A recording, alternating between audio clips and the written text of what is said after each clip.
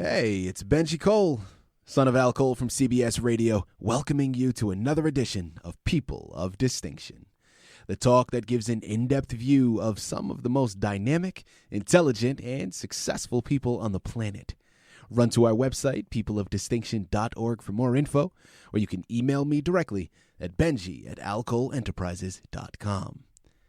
And on the line with us today, we have Paul McCoy.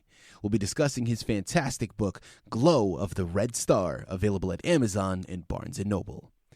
And I will say, Paul was brought to People of Distinction today by some of the best movers in the business. Parchment Global Publishing. If you have a book that you'd like moved, well, move it to Parchment. You can find them at parchmentglobalpublishing.com. And guys, listen, it is an absolute pleasure and such a delight to have Paul here on the line because his book we're going to be discussing, Glow of the Red Star.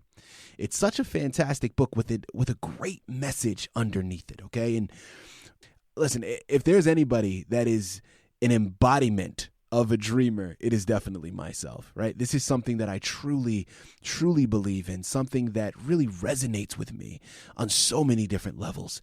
And I love the fact that we have Paul here to discuss it because his book is really going to be delving into and showcasing the power of dreaming, okay? And something that he said on the pre-screening call, so I'm going to give him credit for saying it, but I'm going to steal it because it sounded that good, was, he made the point of once we stop dreaming, we stop creating.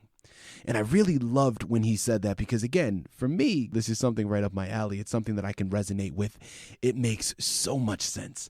And I love that we have this book that re-emphasizes, again, the importance of dreaming, the importance of creating.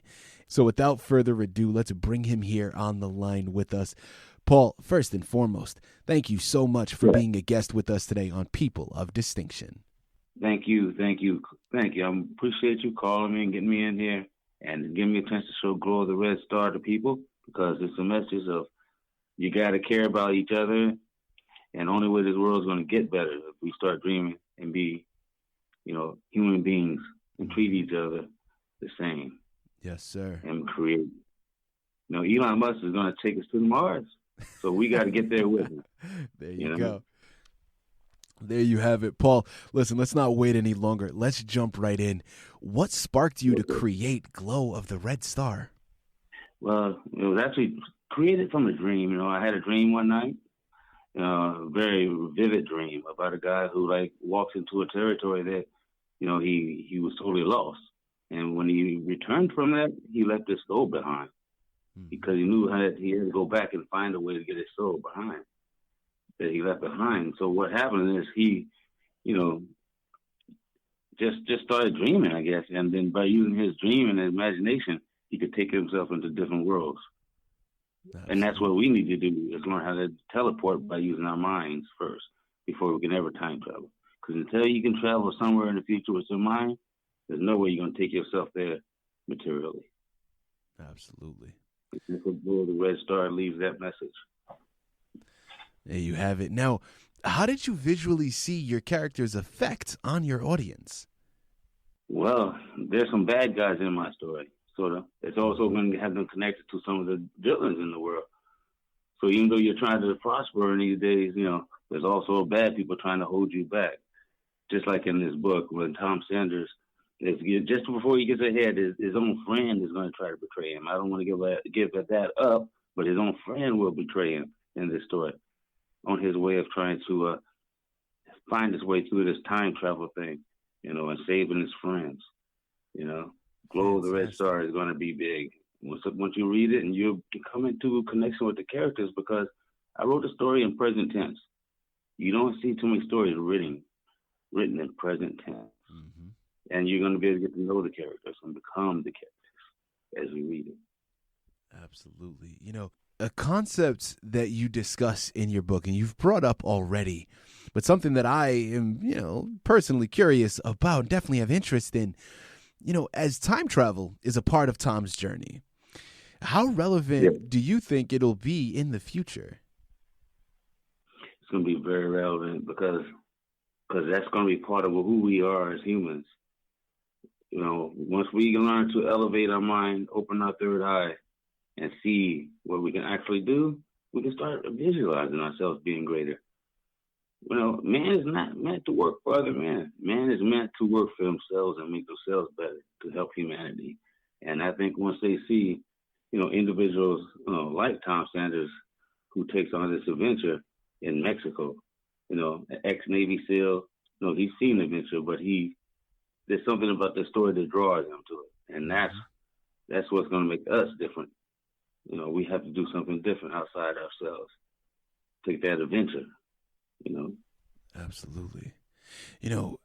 Delving into the book a little bit more thoroughly. Listen, the book is filled with a number of chapters. I'm curious, which chapter is your favorite? I'm proud of chapter 131. One of my reviews came from that. I had a very good review from that. It was a nice lady that was on my one of my Pick Your Numbers group. I have several other groups I do on the side. I predict numbers, but that's another story, another day. But she liked that chapter. She bought it, and she gave me a decent review, and she thinks that audience will love that chapter, 131, The Glow of the Red Star. There you have it. So, guys, when you go to Amazon and Barnes & Noble, you pick up the book. Definitely, listen, pay attention to all of them, of course. But chapter 131 is, if it's the author's favorite chapter, it's got to be good. Yeah, I put a little bit extra in it on that night. Put a little extra in it that night. There you go. Paul, what are the goals and expectations for your book?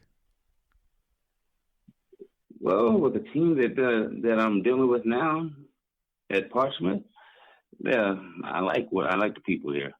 And I think that the sky could be a limit. We can go further than that, actually, because I like these people here.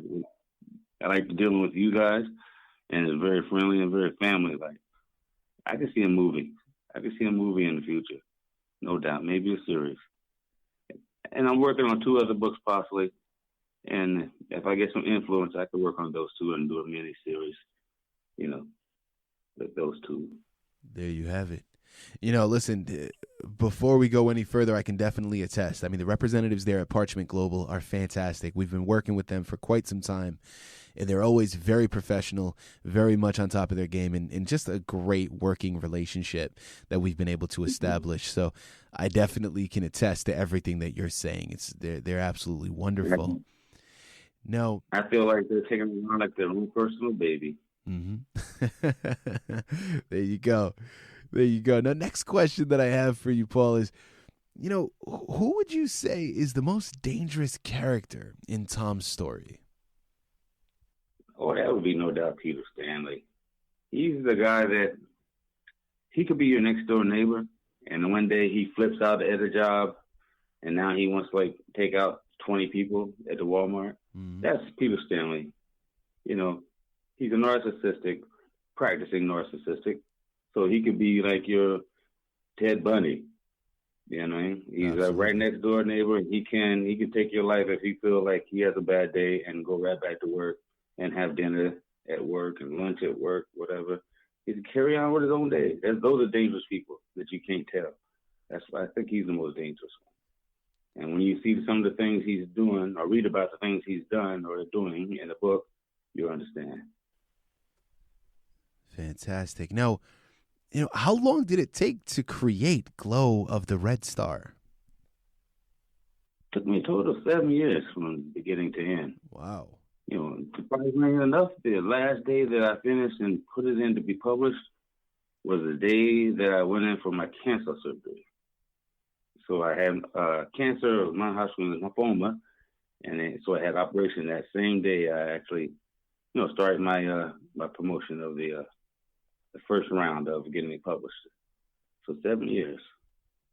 And so now I'm 6 years cancer free. So a lot of positive things have come around since then. So I'm doing well.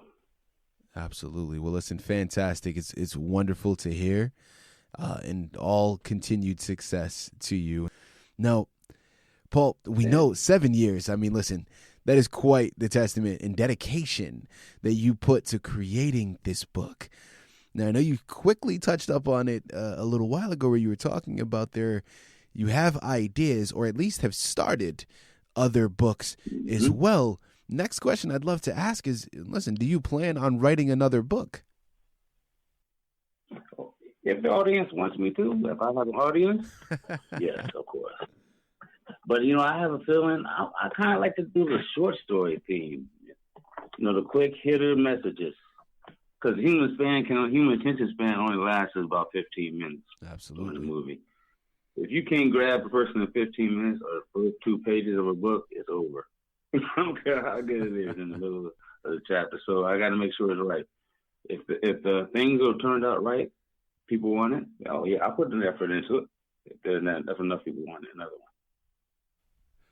one. Fantastic. Now, in terms of the platforms that people can find information on you, information on your book, how many platforms do you have for your new launch of Glow of the Red Star? My new launch for Glow of the Red Star will be on 4 right now. I have 4 Facebook pages. My Glow of the Red Star group page on Facebook, and my Pick Your Numbers group page on Facebook, and my LinkedIn page, Glow of the Red Star. So those are the ones I have right now that I'm updating. There's more coming in the future, though. Mm-hmm. Here on the line with Paul McCoy, we're discussing his book, Glow of the Red Star, available at Amazon and Barnes & Noble. Paul, as we continue to move on forward with this fantastic interview, and thank you for all the information that you've relayed thus far. Now, you were talking about other books that you have, because listen, guys, that's not all, okay? There are other books. Now, I'm seeing here it's Find Kathy's Demons and Devil's Battlefield. Now, are those books that you are working on at the moment, or are those books already completed and out for purchase? No, I'm just working on them in a moment. They're incomplete stories. Find Kathy's Demons about a little girl that was murdered by a mysterious situation, but the detective is supposed to discover the murderer and what happened. Mm-hmm. But there's a ghostly twist, and I'm getting ready to go to a whole different swing with it that may fit for today's realm as far as the missing children today. There's thousands of missing children who are missing every day. You remember back in the day, they used to do milk cartons? The milk carton thing. Stop why? We don't know, but hey, I want to know what's going on with these missing kids. They're still being missing. And that's going to kind of swing on that with Find Kathy's Demons. Paul. The other one is Devil's Battlefield. That's the one where a guy loses his soul because he was killed during a hunting accident over a graveyard, bewitched graveyard. So a demon comes up to retrieve him, but he walks away in spirit because he doesn't know he's dead. And it's going to be about, him saving himself, saving his wife, the demons coming out. One of those kind of hitchhike, scary movies type thing. Fantastic. A question that I have really for my own personal curiosity for you, what would you say was, now I know the favorite chapter that you have in your book, but really with regards to the entire process, what would you say was a highlight for you in writing this book? Or if not a highlight, maybe something that surprised you about writing this book that you weren't expecting prior to embarking upon this journey? Well, all chapters were great because I was each character. As you write in present tense, you can be each character. Mm-hmm. The good, the bad, the ultimate egos. You can be every one of the characters in the book. So the whole book was an adventure to me because it was a story pieced together from other people's minds, and I got to relive their minds for a moment. I got a chance to escape reality. So the whole book was actually a great experience. If you're a true writer and you really get into it, your characters, because you have to be your characters. If you don't believe your characters, how you gonna have a reader to believe your character? And that was the greatest part about the whole experience, the entire book, the experience through first present tense. Paul, I love the fact that you ended there, right? And you went and you said that because really it laid out a perfect segue for my next question. Listen, you've been through the process. You're someone that has written a book. You've gotten it out there. You've gotten it published. You're in the process of writing 2 other ones right now. So I love having this platform. Being an artist myself, and I'm in a different medium, but being an artist myself, I love having this platform to be able to pay it forward to other artists. Yeah. And seeing as you're someone that has already written a book, published it, and again is in the process of writing 2 other ones, what would be some advice that you would give a new writer, somebody just starting out? A new writer, gain the personality, because you're gonna need it, and you're gonna need a good sense of humor, because it ain't gonna be easy until someone like someone in your near future hopefully will say, you know what, the little guys need us. Someone needs to take on us. Someone that needs to say, we don't have to have a big deal signing to go anywhere. Sometimes we just want to be noticed. There's thousands of unknown writers that got great material that will never be seen because it's sitting on Amazon, it's sitting on the shelf somewhere, and no one will ever get a chance to peek at it. Unfortunately, because there's no one that's targeting that gold mine of information. That gold mine of information that never gets seen. But until someone reaches down and gives them a hand up and say, hey, you don't have to have a big time publisher. You can come through me. We need someone to step forward. Until that happens, there's not going to be change, and most people will be discouraged, and millions of words of knowledge will never be read. Unfortunately, it's going to come to that. Absolutely. And that kind of makes people lose drive and wanting to write. And I'm being honest, because I did because I enjoyed it, and I was in the sync. I was in the groove. But if you don't have it in your groove, it's going to be hard to finish and then try to do something with it after that. That's just great advice for life in general, right? I mean, listen, anything that you're not passionate about, you're always going to have a difficult time completing, right? And really, that's the heart of everything, right? I mean, no matter what it is that you're doing, no matter what it is that you want to put your devotion towards, if you're passionate about it, you'll find a way to make it happen. And I absolutely love that. I think that's great advice, again, for life in general, but specifically to writing and putting out the book. Listen, guys, what more can be said? Okay, you know what you got to do. You got to run on over to Amazon, Barnes & Noble, pick up your copy of Glow of the Red Star by Paul McCoy. Listen, right now, let's call a spade a spade. Life is a little different. A lot of us, because of where we're living, we're on lockdown, and we're not allowed to leave the confines of our home physically. But since you can't leave the confines of your home physically, it doesn't mean you can't leave at all. Starting off with this book, Glow of the Red Star, pick up this fantastic book by Paul McCoy and leave the confines of your home mentally and spiritually as well, okay? Paul, this has been absolutely phenomenal. Such a fantastic interview.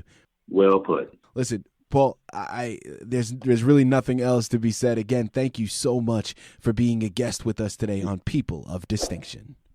Thank you very much. You got to take care, and many blessings rain down on you.